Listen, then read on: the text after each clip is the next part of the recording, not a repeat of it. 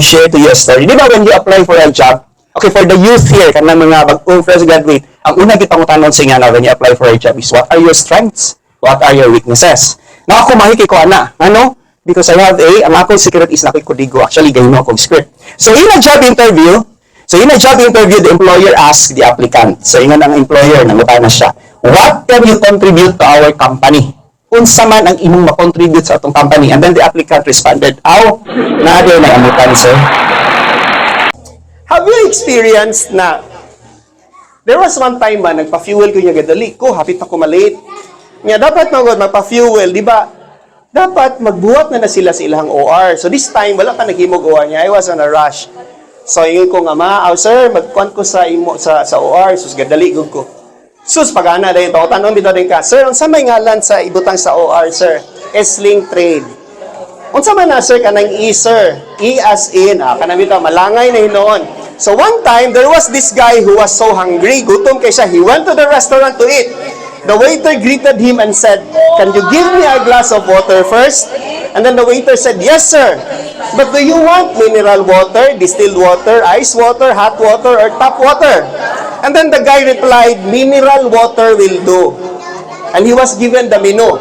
It was so long that he lost his appetite, and so he said, "You may give me a cup of coffee instead." And then the waiter again asked, "What coffee do you want, sir? Brewed coffee, instant coffee, decaffeinated coffee, regular coffee, espresso coffee, cappuccino, or latte?" And then the guy answered, "Brewed coffee." Marag na na siya, irritated na siya. "Brewed coffee will do, and give me some bread." And then the waiter asked, "What bread, sir, do you want? Toasted bread, wheat bread, French bread, cracked bread, and loaf bread?" So the guy finally exploded. So kung siya, "I'm fed up with all your questions and choices. Do you want to fight?" So bagay na lang ta, kay support na siya ba? And then the waiter replied, "Sure, sir, where do you want to fight? In the lobby, outside, in the ring, in the gym, with gloves or no gloves?" Ang sakay na itabo ato na, agis yung bagay na itabo. Sa jeep usually, kanabang mga karaan nga jeep kay, di mo makita ba ang dili maayo nga, kanang bitang conflicting relationship sa driver o sa passenger kay, mga driver no, kanang magsalto kayo. Magkuan ka na kay gusto nga, masi magbayad lang yan, istikto kay magmugot-mugot. So I really thank kaning jeepney modernization. Kasi jeepney modernization, ang mga tao bugnaw yung good lang. Even ang mga driver. Kanang bitang mga bus, karon nga na aircon. Ingon ang pasahero.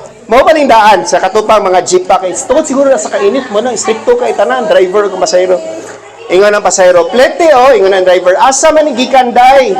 Ingon ang pasahero, "Syempre sa akong bulsa." Grabe. Nga ingon din ang driver, "Asa man kasakay?" Ingon din ang pasahero, "Asa pa di sa imong jeep?" Ingon dayon ang driver, sige. Dabi kay niabot naman siya, ingon din ang pasahero siya nga, "Pila di ay ayala nung?" Ingon din ang driver, "Ngano man imong paliton?" Ada kabalos. Ingon ang tatay siya nga, "Anak, kabantay ko ba nga nagkadako ka, mura naman og kanang gakahinhin naman ka, mura naggabinabain na ka. So sugod karon ako na kang tudluan nga mahimong lalaki. So repeat after me ha." Ingon din niya ang anak ko, "Sige tay." Ingon ang tatay, "Pusil." Ingon ang anak, "Pusil." Ingon ang tatay, "Armalite." Ingon ang anak, "Armalite." Ingon ang tatay, "Lalaki." Ingon ang anak, "Asa man tay?" Ingon ang teacher, ingon siya nga, "Use does and among in a sentence." Does, D-O-E-S, and then among in a sentence. Ingon din si Pedro, "Among the birds, only parrot does talking." So ingon si Pedro, "Among the birds, only parrot does talking." Ingon din teacher, "Very good." Ikaw, Juan. Ingon din si Juan, "When the kabaw does smag the tree, na among ang wati."